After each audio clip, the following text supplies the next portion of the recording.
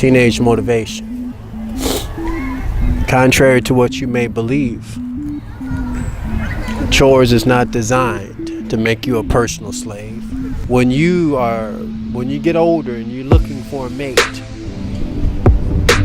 young male, young female, and so on and so forth. When you're out there looking, and you're going to say to yourself, you're going to say, well, is this a good person? This a bad person? 9 times out of 10, most times this is right on the money. If they were not good in school, if they failed in school, and then you ask them, how was their home life? Did they do chores?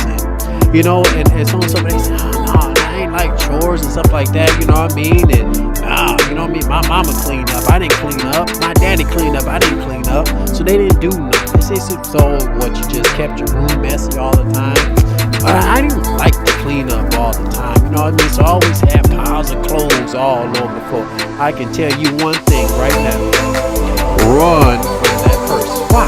They have no sense of responsibility. They looked at doing homework. They looked at doing chores as some type of child slavery.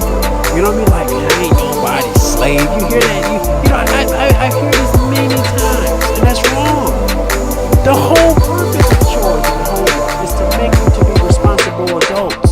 The whole purpose of homework is that if you do your homework,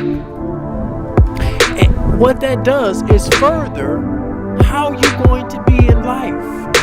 It is the determination of where you will be in life. You can be at the top, or you can be at the bottom where it's crowded. And I'm going to tell you, after getting my education, I'd rather be at the top. You know why? Even though at the top is lonely, but you eat better. You like that, don't you?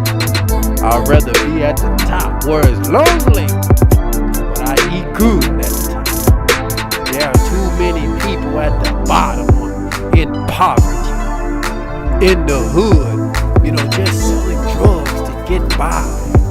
Robbing and stealing and so on. And all they had to do was be responsible at home when their parents was having them to do this, these chores and so on and so forth, and doing their homework. They had a choice.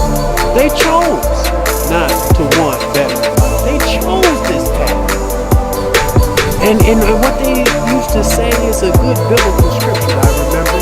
They say, you reap what you have sown. So